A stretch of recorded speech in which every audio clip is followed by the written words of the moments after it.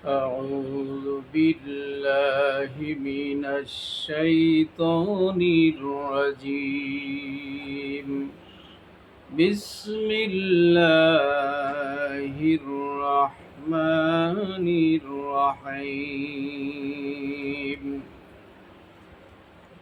الشهر الحرام بالشهر الحرام والحرمات قصاص، فمن اعتدى عليكم فاعتدوا عليه بمثل ما اعتدى عليكم واتقوا الله واعلموا أن الله مع المتقين. আল্লাহ রাব্বুল আলামিন এখানে কেসাস সম্পর্কিত অর্থাৎ মাসের কেসাস, মানুষের সম্পর্কিত কেসাস আল্লাহ রাব্বুল আলামিন আগে বর্ণনা করেছেন।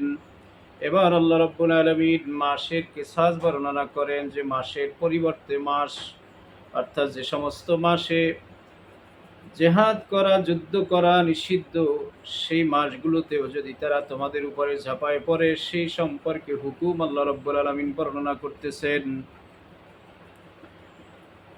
অর্থাৎ হযরত ইব্রাহিম আলাইহিস সালাতু ওয়াস সালাম থেকে নিয়ে আইয়ামে জাহিলিয়া পর্যন্ত একটি রীতি ছিল। তারা এরকম জিলকদ এবং জিলহজ এবং মুহররম, এই ৩ মাসকে তারা যুদ্ধ বিগ্রহ করা নিষেধ করেছিলেন। তাদের জন্য যুদ্ধ বিগ্রহ করাকে তাদের নিজেদের জন্য হারাম করে নিয়েছিলেন। অর্থাৎ এই ৩ মাস তারা যুদ্ধ বিগ্রহ করত না। ফরজ হজ আদায় করার জন্য তারা এই ৩ মাস আসা যাওয়ার পথের নিরাপত্তার জন্য তারা যুদ্ধ বিগ্রহ বন্ধ রাখত, এবং এর সাথে তারা রজব মাসকেও যুদ্ধ বিগ্রহ থেকে তারা নিরাপদ থাকতো, বিরত থাকতো। এই কারণে যে জিলকদ, জিলহজ এবং মুহররম তাদের ফরজ হজ আদায় করার জন্য, তারা পথে আসা যাওয়ার নিরাপত্তার জন্য তারা যুদ্ধ বিগ্রহ বন্ধ রাখত, এবং রজব মাসে তারা হজ, উমরা হজ পালন করার জন্য তারা এই মাসেও তারা যুদ্ধ বিগ্রহ বন্ধ রাখত। তার মানে বছরে ৪ মাস তারা হজের কারণে যুদ্ধ বিগ্রহকে বন্ধ করে দিত। আল্লাহ রাব্বুল আলামিন সেই সম্পর্কে অত্র আয়াত নাজিল করেন, আশ-শাহরুল হারামু বিশ-শাহরিল হারাম।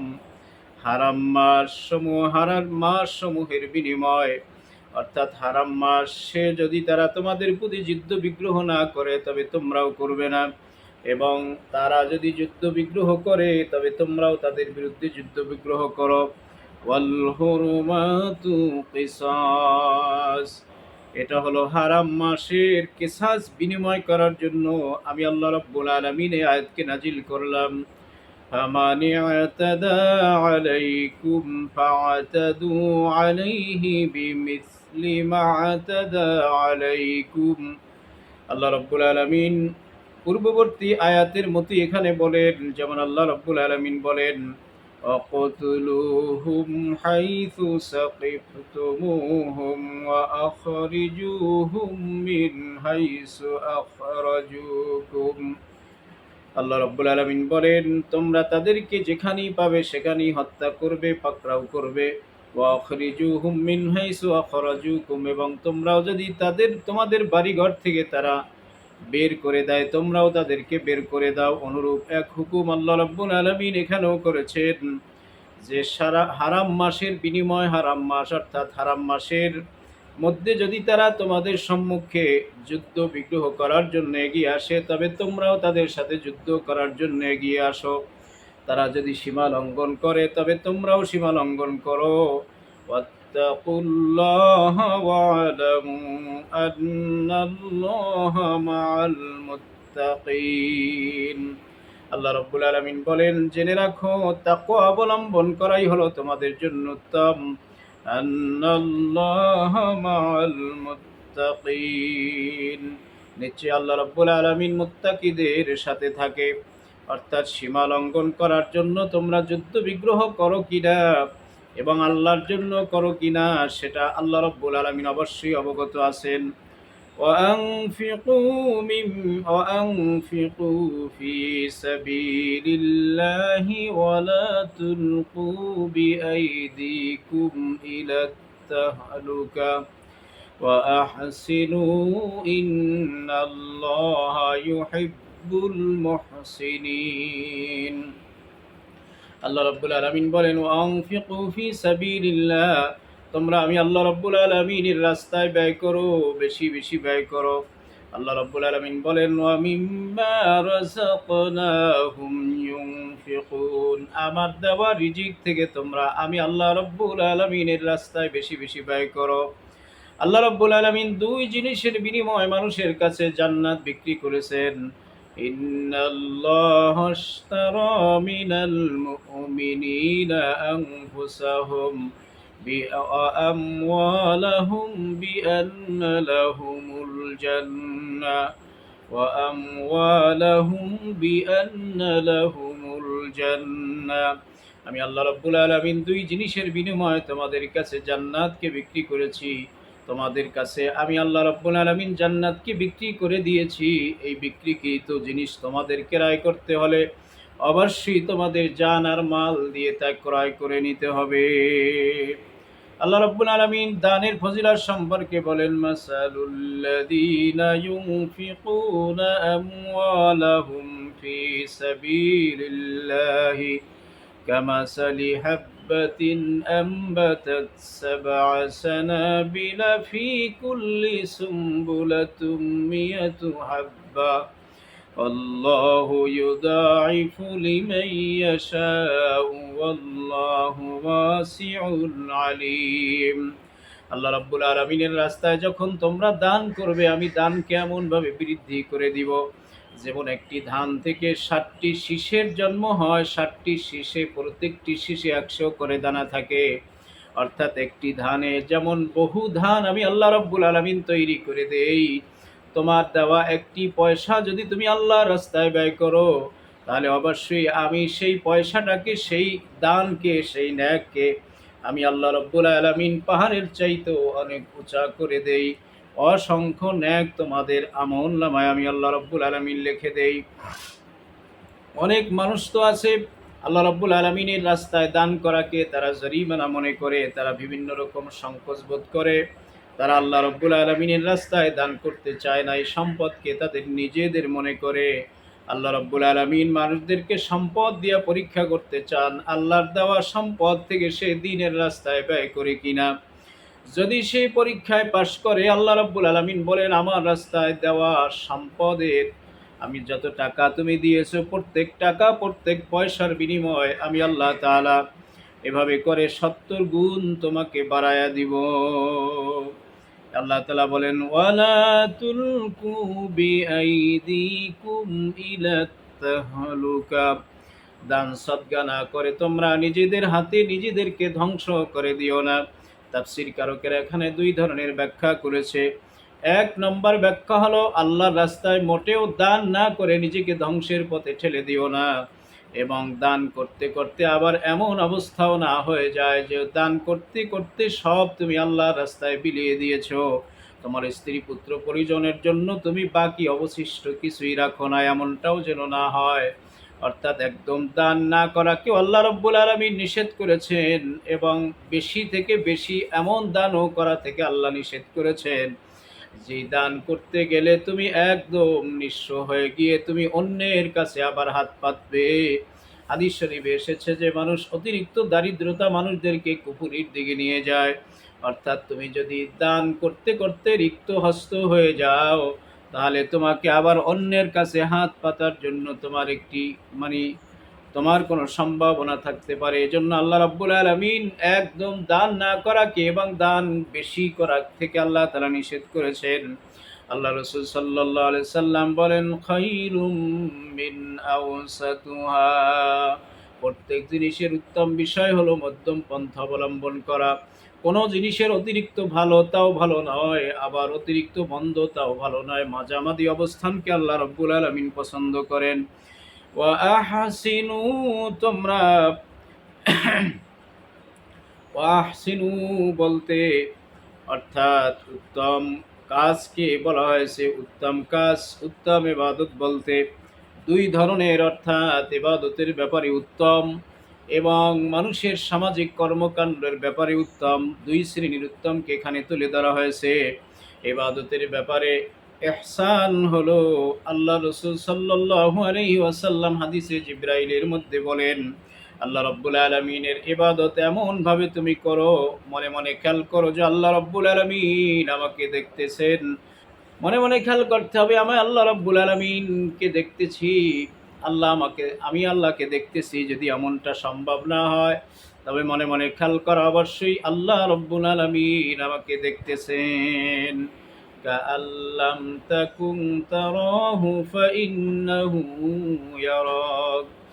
আল্লাহ রাব্বুল আলামিনের হাবিব জনাব রাসূলুল্লাহ সাল্লাল্লাহু আলাইহি ওয়াসাল্লাম বলেন, ইবাদতের হক হলো তুমি যখন ইবাদত করবে মনে মনে পরিকল্পনা করবে আল্লাহ রাব্বুল আলামিন আমাকে দেখতেছেন। আল্লাহ রাব্বুল আলামিন যদি আমাকে না, আমি আল্লাহকে দেখতেছি, এমনটা যদি সম্ভব না হয় তাহলে মনে মনে খেয়াল আল্লাহ রাব্বুল আলামিন আমাকে দেখতেছেন। আর সামাজিক কর্মকাণ্ডের ইহসান হলো, নবীজি বলেছেন, ওই হাদিস এখানে প্রযোজ্য। নবীজি সাল্লাল্লাহু আলাইহি সাল্লাম বলেছেন, নিজের জন্য তুমি যা পছন্দ করো, অন্যের জন্য তা যতক্ষণ পর্যন্ত পছন্দ করতে না পারবে ততক্ষণ পর্যন্ত তুমি কামেলে মুসলমান হতে পারবে না।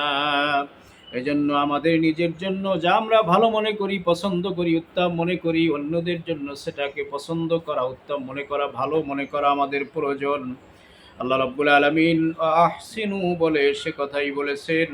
আর আল্লাহ তাআলা সুসংবাদ শোনাচ্ছেন, ইন্নাল্লাহা ইউহিব্বুল মুহসিনিন।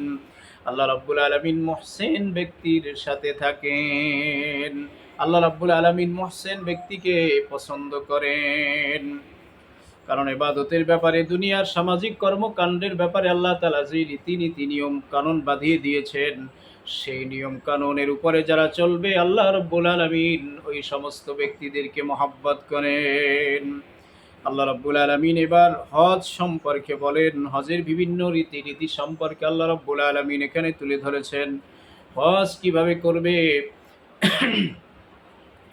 وَأَتِمُّوا الْحَجَّ وَالْعُمْرَةَ لِلَّهِ। আল্লাহ রাব্বুল আলামিন বলেন, হজের সমস্ত কার্যক্রমকে তোমরা আল্লাহ রাব্বুল আলামিনের জন্য এবং উমরার সমস্ত কার্যক্রমকে আল্লাহ রাব্বুল আলামিনের জন্য নিবেদিত করো।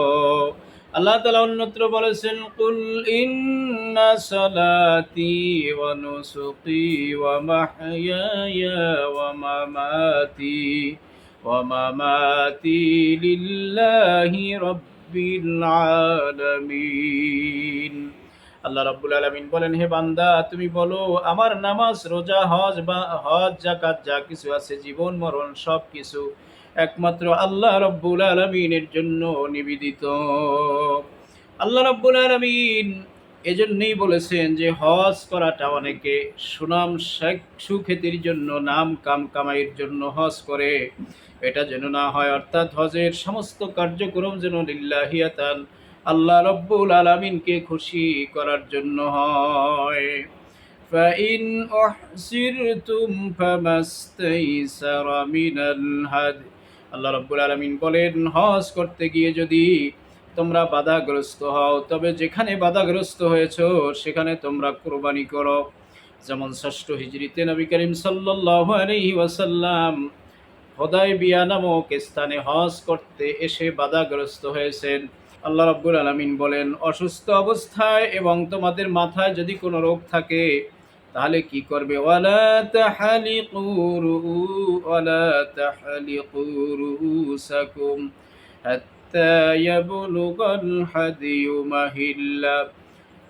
ওয়ালা তাহলিকু রুউসাকুম, তোমরা তোমাদের মাথা মুন্ডন করো, হাত্তা ইয়াবলুগাল হাদিয়ু মাহিল্লা, যতক্ষণ পর্যন্ত তোমাদের কুরবানির বস্তু নির্দিষ্ট স্থানে গিয়ে না পৌঁছায় ততক্ষণ পর্যন্ত তোমরা মাথা মুন্ডন করো না। فمن كان منكم مريضا أو به أذى من رأسه ففدية من صيام أو صدقة أو نسك। আল্লাহ রাব্বুল আলামিন বলেন, যদি তোমাদের কাউ অসুস্থ হয়ে পড়ে অথবা তোমাদের মাথায় কোনো পীড়া থেকে থাকে, তাহলে তোমরা কি করবে? মিং সিয়ামিং আও সাদাকাতিন আও নুসুক, তিন ধরনের এর বদলা দিয়ে তোমরা এটি সংশোধিত হতে পারো। মিং সিয়ামিং, রোজা রাখতে পারো, আও সাদাকাতিন, অথবা সদকা দিতে পারো, আও নুসুক, অথবা কুরবানি দিয়ে তোমরা এগুলির ভুল থেকে উঠে আসতে পারো।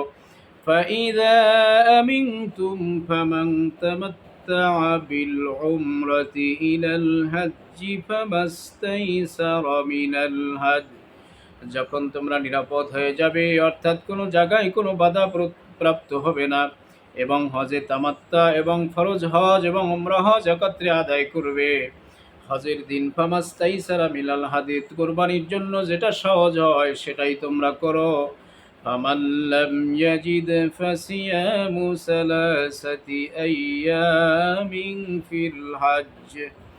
যদি তোমরা এমনটা না পারো, সহজভাবে যদি তোমরা এটা করতে, কুরবানি না দিতে পারো, তবে ফাসিয়ামু সালাসাতি আইয়ামিন ফিল হজ, তবে তোমরা হজের অবস্থানকালেই তোমরা 3টি রোজা রাখো। ওয়াসাবআতিন ইজা রাজাতুম, এবং বাকি 60টি রোজা তোমরা সেই হজ থেকে দেশে ফিরে আসার পরে তোমরা এই রোজাগুলি আদায় করো। তিলকা আশারাতুন কামিলা, এই হলো তোমাদের জন্য 10 পূর্ণ হয়ে গেল। এটা কাদের জন্য বিধান? আল্লাহ রাব্বুল আলামিন সে কথাও বলে দিয়েছেন, যালিকা লিমান লাম ইয়াকুন আহলুহু হাদিরিল মসজিদিল হারাম। এই বিধান হলো ওই লোকদের জন্য যাদের বাড়ি ঘর, যাদের দেশ, যাদের এলাকা ওই মসজিদে হারামের আশপাশে নয়, অর্থাৎ এর ছাড়া বাহিরে, তাদের জন্য এই বিধান। এবং যারা এই হেরেম শরীফের মধ্যেই রয়েছে, কাবা শরীফের আশেপাশে রয়েছে, তাদের জন্য এই বিধান নয়। আত্তাকুল্লাহা ওয়া'লামু আন্নাল্লাহা শাদীদুল ইকাব। আল্লাহ রাব্বুল আলামিন বারবার মুত্তাকি হওয়ার জন্য, আল্লাহকে ভয় করার জন্য বলেছেন, কারণ আল্লাহ রাব্বুল আলামিনের ভয় ছাড়া কোনো মানুষ আল্লাহ রাব্বুল আলামিনের হুকুমকে পুঙ্খানুপুঙ্খানুরূপে পালন করতে পারে না। যখনই তার দিলের ভিতরে আল্লাহ রাব্বুল আলামিনের ভয় এসে যাবে, তখনই সে কেবল নিজের স্ব-ইচ্ছায় সমস্ত বিধানকে মাথা পেতে নিয়ে সে পালন করতে রাজি হয়ে যাবে। আন্নাল্লাহা শাদীদুল ইকাব, নিশ্চয়ই আল্লাহ রাব্বুল আলামিন শাস্তি দানে বড় কঠিন। আল হাজ্জু আশহুরুম মা'লুমাত। আল্লাহ রাব্বুল আলামিন বলেন, হজের মাসগুলি নির্দিষ্ট হজের মাসগুলির মধ্যে যখন তোমরা হজ করার ইচ্ছা পোষণ করো, ফামান ফারাদা ফীহিন্নাল হাজ্জ ফালা রাফাসা ওয়ালা ফুসুকা ওয়ালা জিদালা ফিল হাজ্জি ওয়ামা তাফআলু মিন খাইরিন ইয়া'লামুহুল্লাহ وتزودوا فإن خير الزاد التقوى واتقون يا أولي الألباب।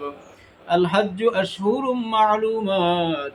আল্লাহ রাব্বুল আলামিন বলেন, হজের মাসগুলি নির্দিষ্ট।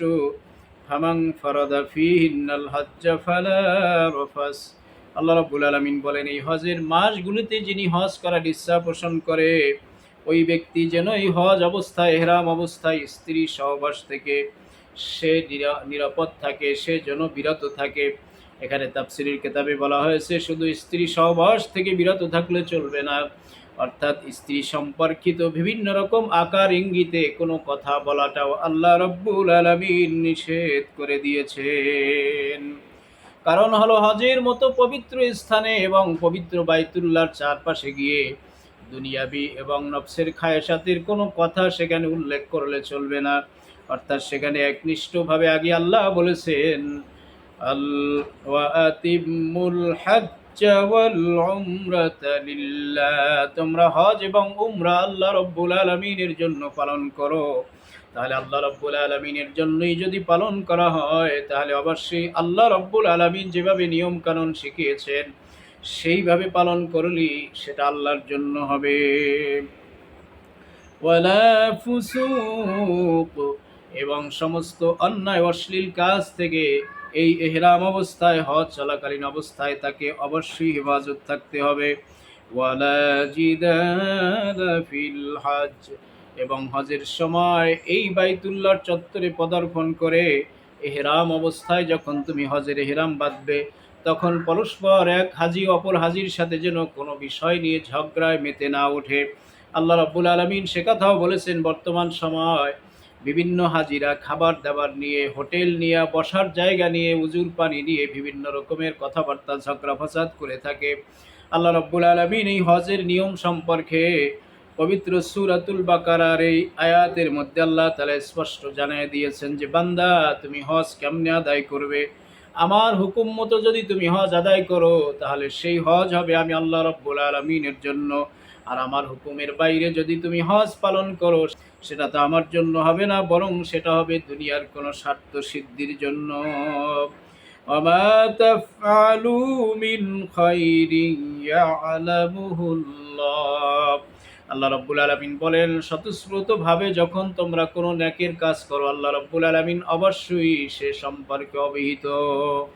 অর্থাৎ হজের ব্যাপারে তুমি যতগুলি কাজ করো, অর্থাৎ তুমি হজ কিসের জন্য করো? দুনিয়ার লোক দেখানোর জন্য করো, নামকামের জন্য করো, না আল্লাহ রাব্বুল আলামিনের জন্য করো? আল্লাহ রাব্বুল আলামিন সবিশেষ অবহিত। অর্থাৎ আল্লাহ রাব্বুল আলামিন তোমরা ভালো কাজ যা করো তাও যেরকম অবহিত, এবং রোজা এই হজ অবস্থায় যে সমস্ত অমূলক এবং অশোভনীয় কাজ করো, সেই কাজগুলিও আল্লাহ রাব্বুল আলামিন জানেন। এজন্য আল্লাহ রাব্বুল আলামিন বলেছেন, আমি তোমাদের ভালো কাজ সম্পর্কে সবিশেষ অবহিত। এখানে আল্লাহ তাআলা এটাও বুঝাইতে চাইলেন, তোমাকে স্বতঃস্ফূর্তভাবে বেশি বেশি নেক আমল করা উচিত। কারণ তুমি যে নেক আমল করো, আল্লাহ রাব্বুল আলামিন সেই নেক আমল সম্পর্কে অবহিত। তাহলে আমার মালিক, আমার রবের কাছে আমার ইবাদত যদি আমি যতই পৌঁছাতে পারবো, আমার মালিক আমার ইবাদতে খুশি হয়ে আমার প্রতি খুশি হয়ে যাবেন। আল্লাহকে খুশি করার জন্য আমরা আল্লাহর কাছে আমাদের ইবাদতকে একনিষ্ঠভাবে শিরক মুক্ত, রিয়া মুক্ত, মানুষের দেখানোর ভাব মুক্ত, সব কিছু থেকে মুক্ত হয়ে লিল্লাহিয়া তান একমাত্র আল্লাহর জন্য নিবেদিত যদি করতে পারি, তাহলে অবশ্যই এই হজ আল্লাহ তাআলা তার জন্যই কবুল করে নেবেন।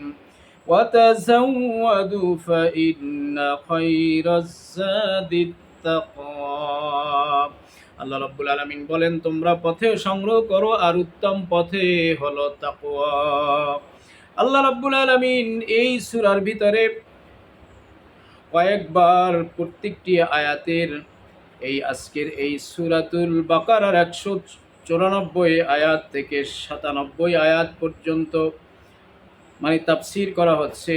আল্লাহ তাআলা এই 4টি আয়াতের মধ্যে, 3টি আয়াতের মধ্যে আল্লাহ তাআলা তাকওয়ার কথা বলেছেন, অপর একটি আয়াতের মধ্যে আল্লাহ তাআলা ইহসানের কথা বলেছেন।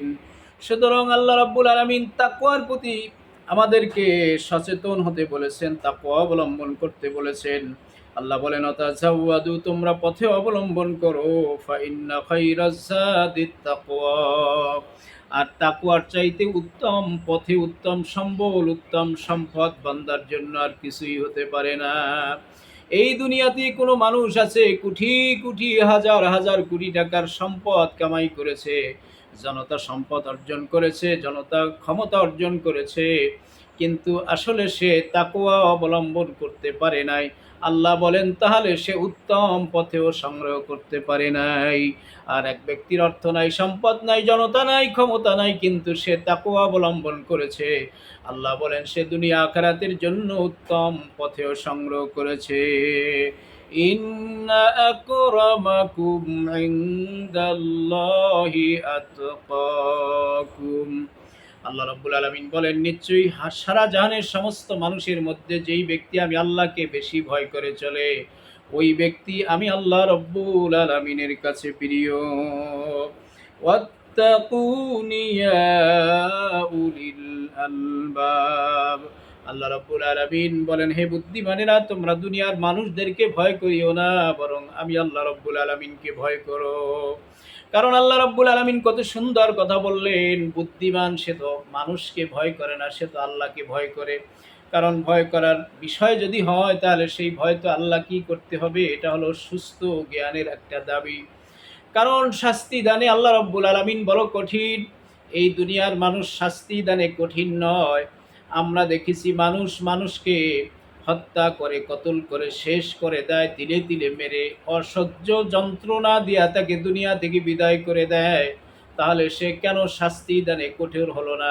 শাস্তি দানে কঠোর এজন্য হলো না যে ব্যক্তি মানুষদেরকে তিলে তিলে অসহ্য যন্ত্রণা দিয়া দুনিয়া থেকে বিদায় করে দিল, এরপরে যখন সে মারা গেল, রুহটা আল্লাহর কাছে চলে গেল, এরপর ওই ব্যক্তি তাকে আর কষ্ট দিতে পারলো না। কিন্তু আল্লাহ রাব্বুল আলামিন বান্দাকে যখন শাস্তি দিবেন, জাহান্নামের কঠিন শাস্তি যখন দিবেন, তাত্তালিউ আলাল আফইদা, ওই জাহান্নামের আগুনগুলি মানুষের শরীরের মধ্যে লাগার আগে কলিজার মধ্যে লেগে যাবে। আল্লাহ রাব্বুল আলামিন বলেন, ইন্নাল্লাযীনা কাফারু বিআয়াতিনা সাউফা নুসলিহিম নারা কুল্লামা নাদিজাত জুলুদুহুম বাদ্দালনাহুম জুলুদান গায়রাহা। জাহান্নামের ভিতরে মানুষদেরকে যখন ফেলে দেওয়া হবে, মুহূর্তের মধ্যে মানুষের চামড়া পুরো ছাই হয়ে যাবে, আবার নূতন চামড়া গজায় সুস্থ করা হবে। আল্লাহ বলেন, সুম্মা লা ইয়ামুতু ফিহা ওয়া লা ইয়াহইয়া। আল্লাহ রাব্বুল আলামিন বলেন, জাহান্নামের ভিতরে মানুষের এত করুণ দুর্দশা হবে, মানুষ সেখানে মরবেও না আর বাঁচবেও না। তাহলে এবার আমরা সঠিকভাবে বুঝতে পারলাম যে শাস্তি দানে অবশ্যই আমার মাওলা কঠিন। তিনি জাহান্নামের ভিতরে ফেলে দিয়ে এমন নয় যে মৃত্যুবরণ হয়ে যাবে, একেবারে মৃত্যুর কাছাকাছি পৌঁছে যাবে, আবার জীবিত করা হবে, আবার মৃত্যুর কাছাকাছি পৌঁছে যাবে, আবার জীবিত করা হবে। কিন্তু আল্লাহ রাব্বুল আলামিনের শাস্তি বড় কঠিন। দুনিয়ার মানুষ একবার শাস্তি দিয়ে যদি মরণ মুখে পতিত হয়, আর শাস্তি দেওয়ার অধিকারী রাখে না। এজন্য ভয় করলে আল্লাহ কি করতে হবে, কোনো মানুষকে নয়। আল্লাহ রাব্বুল আলামিন আজকে সূরাতুল বাকারার মধ্যে 194 থেকে 197 আয়াত পর্যন্ত আমরা তাফসীর করলাম। আল্লাহ রাব্বুল আলামিন এখানে বিভিন্ন বিষয় যে আমাদেরকে নির্দেশনা দিয়েছেন, সেই নির্দেশনা অনুসারে আমরা আমাদের জিন্দেগানি বসর করতে পারি, তৌফিক দান করেন।